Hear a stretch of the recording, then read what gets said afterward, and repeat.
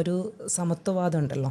1789 French വിപ്ലവത്തിലാണ് സമത്വം എന്നുള്ളൊരാശയം മുന്നോട്ട് വെച്ച്, അതുപോലെ 1945 UN ചാർട്ടറിൽ എന്ത് വരുന്നുണ്ട്, ഈ സ്ത്രീ പുരുഷ സമത്വം കൊണ്ട് ധാരാളം, അതിനുശേഷം നമ്മൾ പഠിക്കുകയാണെങ്കിൽ ധാരാളം സമ്മേളനങ്ങളിൽ ഇത് പോയിൻ്റായിട്ട് വന്നിട്ടും അതിനുവേണ്ടി ഇവർ പ്രവർത്തിച്ചിട്ടും ഇപ്പോഴും അവരുടെ ഉന്നത ബോഡികളിൽ എത്ര സ്ത്രീകളെ നമുക്ക് കാണാൻ കഴിയും? അല്ലെങ്കിൽ ലോക്കൽ കമ്മിറ്റി അങ്ങനെ ഉണ്ടല്ലോ, ഓരോന്നെടുത്ത് നോക്കിക്കഴിഞ്ഞാലും എവിടെയാണ് അവരിപ്പോൾ ഒന്നോ രണ്ടോ പേരിൽ വൃന്ദാകാരറ്റിനെ പോലെ അങ്ങനെ ഉണ്ടാവും, ഇതൊന്നോ രണ്ടോ പേരെ കാണാമെന്നല്ലാതെ അതിനപ്പുറത്തേക്ക് അവരെ നമുക്ക് എവിടെയാണ് കാണാൻ കഴിയുക എന്നുള്ളത്. അപ്പോൾ അതേ സമയത്ത് ഇസ്ലാമിൻ്റെ ചരിത്രം മറ്റൊന്നാണ്. ഇതിലൊരു സാധനം കൂടി ആഡ് ചെയ്യാനുള്ളത്, ലെനിന് പറഞ്ഞു വെക്കുന്നുണ്ട്, സമൂഹത്തിൽ സാമൂഹിക മാറ്റം, അതായത് സാമൂഹിക മാറ്റം നടക്കണമെങ്കിൽ സമൂഹത്തിൻ്റെ പകുതിയും സ്ത്രീകളാണ്. ആ സ്ത്രീകളിൽ സാമൂഹികപരമായുള്ള മാറ്റങ്ങൾ ഉണ്ടായാലേ അത് സമൂഹത്തിന് മുതൽക്കൂട്ടാവുള്ളൂ. ഇത് പറഞ്ഞു വെച്ചതൊരു കോട്ട് ചെയ്തതൊരു CPM നേതാവ് അവരുടെ ഒരു വാർത്താ സമ്മേളനത്തിൽ പറഞ്ഞു വെച്ച, അതായത് എന്താണ്, ന്യൂസ് ചാനലിൽ പറഞ്ഞതാണ്.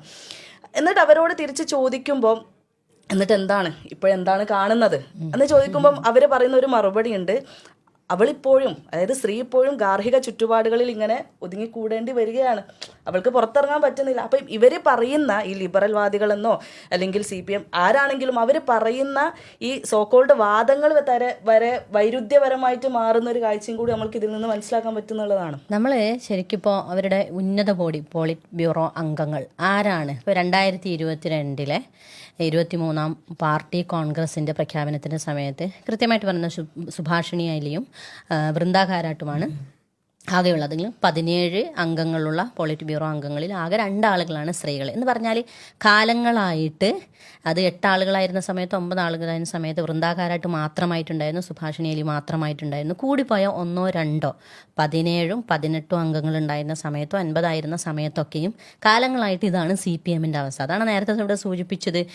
ഏകദേശം 18ഓളം അംഗങ്ങളും പിന്നെ കണ്ണൂരിൽ ഈ പറഞ്ഞ ഗോവിന്ദൻ മാഷുള്ള അദ്ദേഹം ഭരിച്ചു കൊണ്ടിരിക്കുന്ന അദ്ദേഹത്തിൻ്റെ ഇടമായ കണ്ണൂരിലെ ഏരിയ കമ്മിറ്റിയിലെ അംഗങ്ങൾ 18 ആകെ എന്താണ് 18 ഏരിയ കമ്മിറ്റികളിൽ ഒരാൾ പോലും സ്ത്രീകളില്ല എന്ന് പറയുന്നത്.